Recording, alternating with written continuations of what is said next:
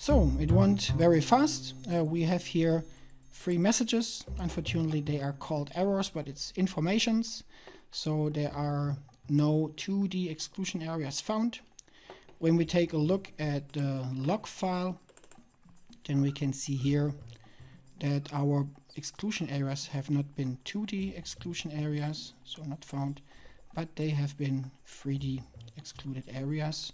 And so our buildings that we have seen before, 74 exclusion areas have been found and used for this process. And therefore, this is then an information and not an error. So please don't be here misled in this case.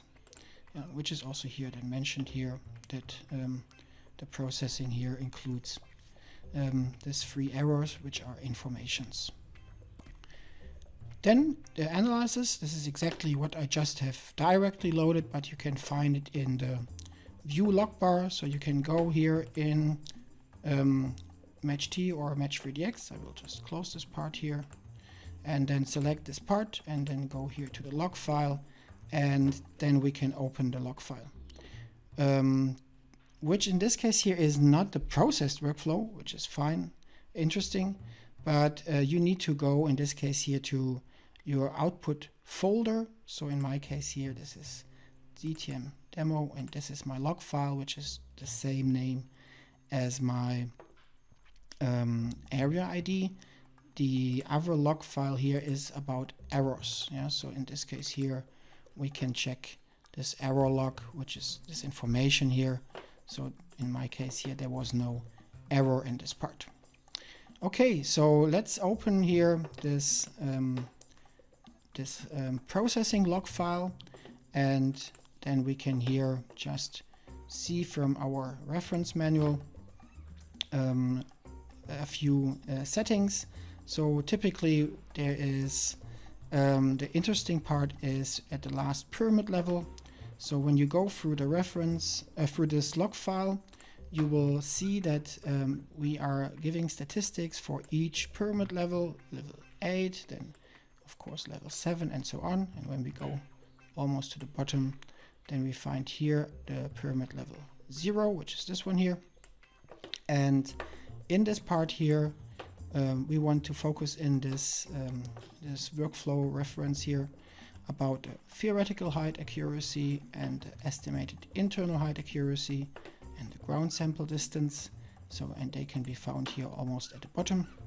So here we go, ground sample distance, in our case 6.6 centimeters, theoretical height accuracy 20 centimeters, and internal height accuracy 19 centimeters.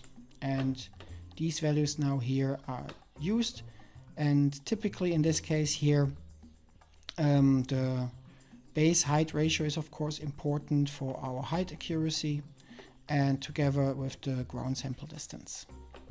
And therefore this is then from our process here, we reached something around 20 centimeter height accuracy for our 6.6 centimeter accurate points. The estimated internal height accuracy is not so good. Mainly we will see because only 30% of our terrain is really the ground. Everything else is buildings, and in this case here, offshore points. And also I downsampled for this reference here the data to a very strong JPEG compression. So of course this is also not helpful to get the best result out of it. But for us it's more the workflow here. So we will here take a look at our result. And this is then also the next step here. We can take a look here at our result in the output folder. We will then see here the log file already, as we have seen.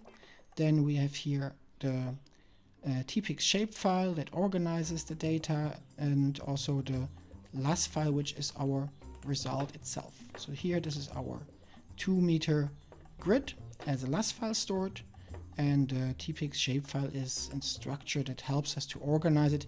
In case we would have very large projects, then we don't have only one LAS file, then we would have a tiled output of our result organized by this shapefile. But for us, only this LAS file is interesting at the moment because we have a very small data set.